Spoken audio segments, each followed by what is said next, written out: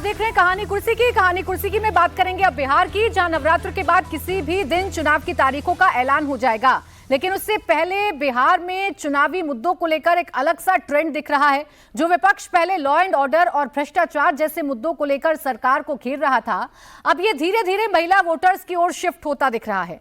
नीतीश ने महिला रोजगार योजना शुरू की, प्रधानमंत्री मोदी ने 10,000 रुपए की पहली किश्त भी जारी की, तो वहीं तेजस्वी यादव ने भी पटना में महिला संवाद किया, माई बहन योजना का ऐलान किया, हर महीने 2500 रुपए देने का वादा किया। इसके बाद प्रियंका गांधी भी जब पटना पहुंची तो प्रियंका गांधी ने भी महिलाओं से ही संवाद किया। उन्होंने महिला रोजगार योजना के तहत दिए जाने वाली किश्त को ही रिश्वत करार दे दिया। यानी कुल मिलाकर अभी जो पॉलिटिक्स है बिहार में वो महिला सेंट्रिक है। नीतीश के कोर वोटर को तोड़ने की कोशिश की जा रही है। अब जो 10,000 किश्त मोदी सरकार की तरफ से, एनडीए सरकार की तरफ से, नीतीश कुमार की तरफ से महिलाओं को दे दी गई है, क्या ये बड़ा गेम चेंजर साबित होगा? इस पर चर्चा करेंगे। लेकिन अब विपक्षियों में कैसे खलबली है आपको सुनवा देते हैं। प्रियंका गांधी क्या कह रही है।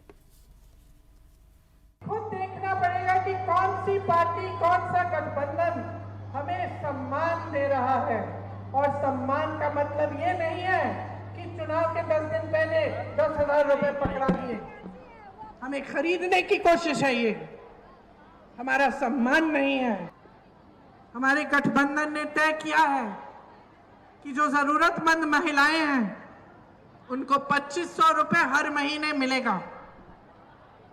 हमने ये तय किया है कि हम भूमिहीन परिवारों को 3 से 5 डिसमिल जमीन दिलवाएंगे।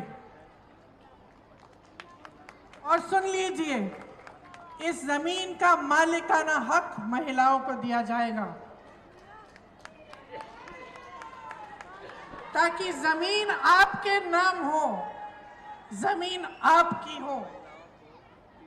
ये आपकी शक्ति है जिसे हम पहचान रहे हैं। देखिए, बिहार में जिसको डिफेंसिव होना था वो अब एग्रेसिव नजर आ रहा है। नीतीश कुमार हैं जो एक के बाद एक वेलफेयर स्कीम्स का ऐलान कर रहे हैं और सिर्फ ऐलान नहीं कर रहे बल्कि उनको जमीन पर उतार भी रहे हैं। चुनाव से ठीक पहले महिलाओं के खाते में 10,000 रुपए पहुंच भी रहे हैं। और वो विपक्ष जो चुनाव से पहले लॉ एंड ऑर्डर को एक मुद्दा बनाने की कोशिश कर रहा था, भ्रष्टाचार को मुद्दा बना रहा था, नीतीश कुमार की हेल्थ को लेकर लगातार हमला बोला जा रहा था, अब ये तमाम मुद्दे कहीं ना कहीं पीछे छूट गए हैं और महिला वोट बैंक की जो लड़ाई है हमें देखने को मिल रही है। तो क्या विजय जी, ये जो नीतीश कुमार और प्रधानमंत्री नरेंद्र मोदी ने कल किया, जहां पर 10-10 हजार रुपए महिलाओं के खाते में कल भेज दिए गए, 75 लाख महिलाओं के खाते में भेज दिए गए, क्या ये गेम चेंजर साबित होगा? क्या इससे चुनाव एक तरफा होगा या अभी भी बहुत सारे मुद्दे हैं जो तैर रहे हैं हवा में? चुनाव में बहुत सारे मुद्दे होते हैं लेकिन ये एक महत्वपूर्ण मुद्दा है और गेम चेंजर हो सकता है। आप समझिए करीब करीब 22% वोटर जो है उससे सीधा असर तो केवल महिला वोटर का, उसमें मेल भी जोड़ लें क्योंकि हर परिवार का एक सदस्य है, तो 2-2 लोग भी यदि उसके साथ जोड़ लें तो 3 लोग हो रहे हैं और 75 को 3 से आप करते हैं तो मतलब करीब करीब 2 करोड़ से ज़्यादा लोगों पर इसका असर हो रहा है, उसको फ़ायदा मिल रहा है। और इसमें एक और बात है कि पहले जैसे थी लाडली योजना थी, मध्य प्रदेश की लाडली बहन योजना थी, उसमें तो फिर भी हो रहा था 1 महीने में 2,000 मिले, 1,000 मिले, कहीं 1,500 मिले, फिर लोगों को लगता था कि सरकार आगे देगी कि नहीं देगी। यहाँ तो जो देना था वो पहली बार में ही दे दिया 10,000 रुपये, और 10,000 अब तक की सरकार की, किसी भी सरकार की सबसे बड़ी योजना है। तो जाहिर है कि इसका गेम चेंजर के तौर पर उसका इस्तेमाल भी होगा और मुझे लगता है उसका असर बड़ा होगा। अब सवाल तो ये होते हैं बहुत सारे, लेकिन एक सवाल ये महत्वपूर्ण होता है कि क्या चुनावों के समय इस तरह की घोषणाओं के ऐलान की अनुमति मिलनी चाहिए कि नहीं मिलनी चाहिए, और वो भी खासतौर से जो 20 साल से सरकार है उसको करना चाहिए कि नहीं करना चाहिए, इलेक्शन कमीशन को देखना चाहिए। लेकिन जो दूसरे विपक्षी दल हैं वो सरकार में नहीं है तब भी वो वादे तो वो के वो ही कर रहे हैं। भाई माँ बेटी योजना तेजस्वी जी ने की है तो वो भी कमोबेश वैसी ही योजना है, उसी तरह से वो खुद ही कह रहे कि हमारी माई योजना की कॉपी है, ये नकल है। तो इसका मतलब है कि इलेक्टोरल पॉलिटिक्स में इस सब पर कि क्या इन सब वादों को ब्राइब के तौर पे जो प्रियंका जी कह रही मानना चाहिए, तो प्रियंका जी को खुद को भी देखना चाहिए कि क्या क्या हो रहा है क्या नहीं हो रहा है। लेकिन इलेक्शन के हिसाब से देखें तो मुझे लगता है ये एक गेम चेंजर होगी। अब इसको ये नहीं कह सकता मैं कि भाई सरकार बनाने में उसका कितना कंट्रीब्यूशन होगा, लेकिन एक मेजर कंट्रीब्यूशन उसका हो सकता है। नहीं, एक बात जो हम देख रहे हैं समीर जी वो ये कि नीतीश कुमार बिल्कुल रीजनल पॉलिटिक्स को पकड़े हुए हैं। ऐसा लग रहा है चुनाव से ठीक पहले जितना खजाना है बिहार सरकार का वो सब खोल देना चाहते हैं। वो बड़ी बड़ी योजनाओं का ऐलान भी कर रहे हैं, चुनाव से ठीक पहले उसको लागू भी कर दे रहे हैं। एक वेलफेयर स्टेट के तौर पर बिहार को इस वक्त देखा जा रहा है और सारे मुद्दे वही हैं। अब तेजस्वी भी बात करते हैं तो तेजस्वी को लॉ एंड ऑर्डर और भ्रष्टाचार या नीतीश कुमार की मेडिकल हेल्थ को लेकर उनकी तमाम निजी जानकारियों को लेकर पीछे छोड़ना पड़ता है। और वो भी ये कहते हैं हमारी नकल कर रहे हैं, जो हम पहले बोल चुके हैं उसी को वो धरातल पर लेकर आ रहे हैं। निश्चित रूप से इस बार नीतीश कुमार ने जिस तरीके से लगातार घोषणाएं की है, चाहे वो महिलाओं के लिए हो, चाहे युवाओं के लिए हो, चाहे समाज के किसी भी वर्ग के लिए हो, बहुत ज़्यादा वेलफेयर घोषणाएं इस बार नीतीश कुमार की तरफ से हुई। और अभी ये 10,000 का जो घोषणा हुई है तो बहुत एक बड़े घोषणा के रूप में देखा जा रहा है। लेकिन इन सभी जो नीतीश कुमार ने अभी तक घोषणाएं की है इसको पूरा करने के लिए 37,000 करोड़ का बजट सालाना नीतीश कुमार को रखना पड़ेगा। तो बिहार के लिए एक लाइबिलिटी भी रहेगा कि भाई जिस बिहार पे 4 लाख करोड़ का कर्ज जो 63 करोड़ रुपया प्रतिदिन जिसका सूद जाता है उसके लिए इतने पैसों की व्यवस्था करना। लेकिन कल अमित शाह जी भी बिहार में थे, अभी 2 दिन पहले अमित शाह जी ने भी बिहार में कहा है कि भाई भारतीय जनता पार्टी के कार्यकर्ताओं से कहा है कि आपको ट्रिपल एम पर फोकस करना है इस बार। महिला, मोदी और मंदिर, ये 3 हमारे जीत के मंत्र हैं। हमारे पास महिलाओं का इतना बड़ा बेस बैंक है जो प्रधानमंत्री मोदी से कामों से प्रभावित है। नीतीश कुमार महिलाओं के लगातार घोषित कर रहे हैं। मंदिर जैसा निर्माण हमने किया है तो मंदिर का एक है और प्रधानमंत्री मोदी सबसे लोकप्रिय नेता है। तो ट्रिपल एम पर अमित शाह जी ने कहा और कहा है कि भाई 2025 में 225 सीटें जीतना है तो हर घर महिलाओं के पास जाना होगा और प्रधानमंत्री मोदी और नीतीश कुमार की योजनाओं को बताना होगा। तो यह तय कि इस बार महिलाओं को केंद्र में रख के चल रहा है। वैसे भी नीतीश कुमार महिलाओं के बहुत लोकप्रिय रहे। जिस तरीके से उन्होंने शराबबंदी उन्होंने लागू की थी, बेटियों को उन्होंने जिस तरीके से साइकिल डिस्ट्रीब्यूट की थी, तो महिलाओं का एक बड़ा वोट बैंक हमेशा से एनडीए के साथ रहा है।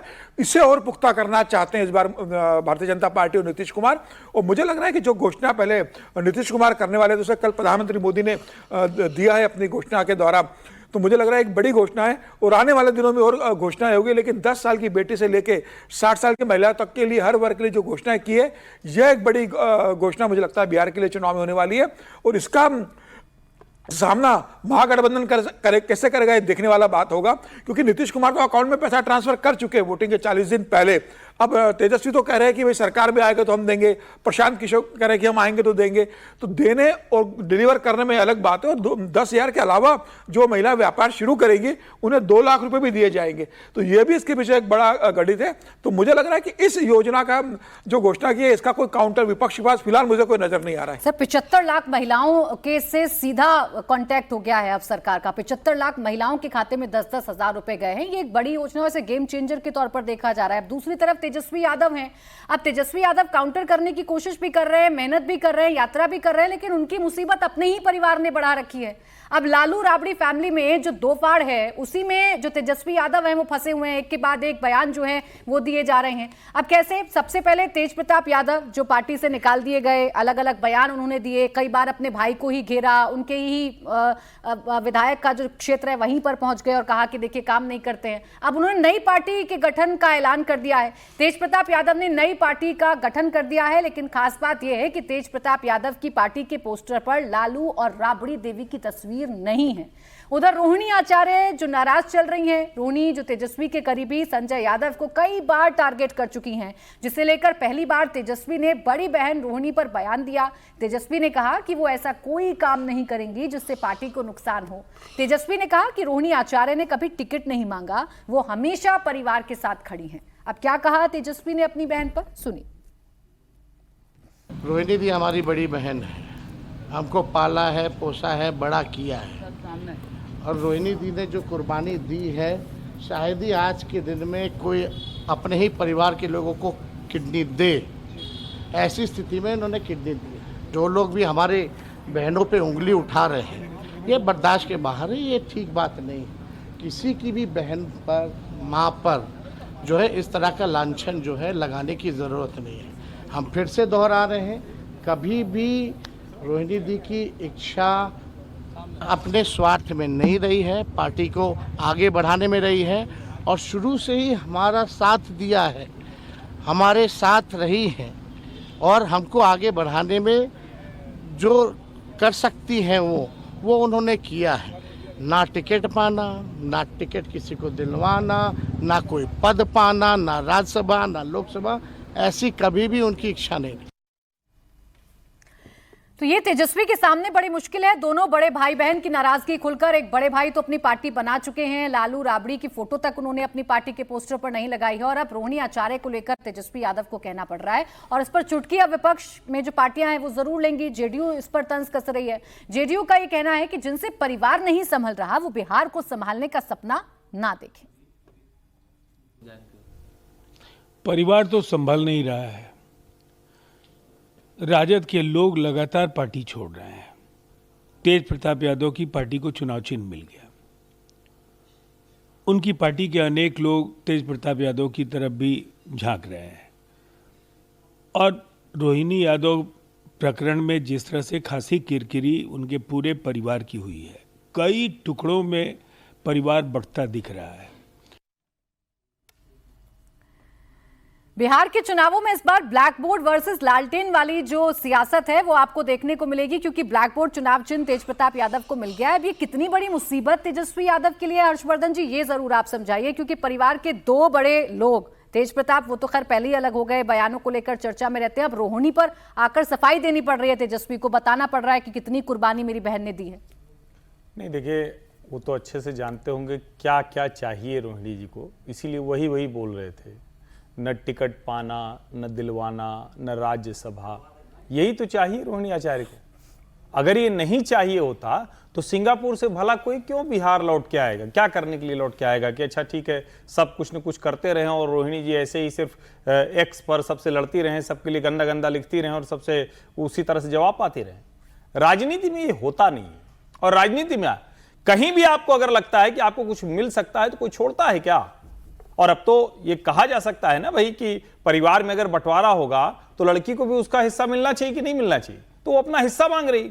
और रोहिणी ने ये देखा है कि उनके माता पिता ने तेजस्वी यादव को सब कुछ दे दिया, मीसा तक को नहीं दिया जो सबसे बड़ी है, तो उनको पता है कि बिना मांगे नहीं मिलने वाला है। और तेज प्रताप यादव का भी वो हर्ष देख रही हैं कि किस तरह से घर के बड़े बेटे को बाहर निकाल दिया गया। अब आप उसको कुछ भी कहें, कोई बहुत से लोग ये भी कहेंगे कि आखिर वही पैसा, वही संपदा, वही सब कुछ तो है, भले तेज प्रताप कहें कि हमको घर से निकाल दिया गया है, लेकिन फिलहाल तो उनको आउट कर दिया गया है। यानी इसका सीधा सा मतलब हुआ कि एक बात पर राबड़ी जी और लालू जी में सहमति है, तेजस्वी के अलावा कोई और नहीं है।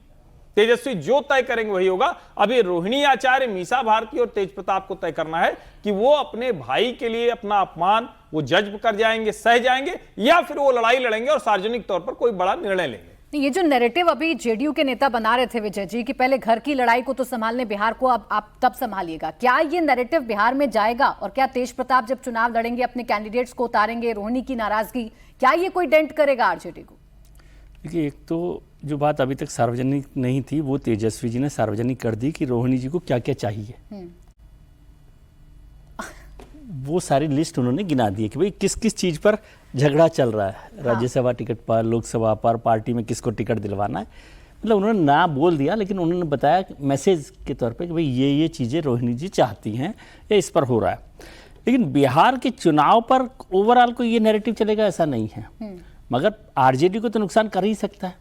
खास तौर से जो तेज प्रताप जी हैं, जब उन्होंने नई पार्टी बना ली है तो जिन लोगों को टिकट तेजस्वी जी नहीं देंगे उनको टिकट तेज प्रताप जी दे देंगे। और जो क्लोज फाइट की सीट्स होंगी, मान लीजिए जिस पे 2000 में 5000 में कोई जीत हार का हो सकता है, तो मुझे नहीं लगता कि तेज प्रताप जी कोई बड़े लीडर के तौर पर निकल कर आएंगे। 15 सीटें थी ऐसी।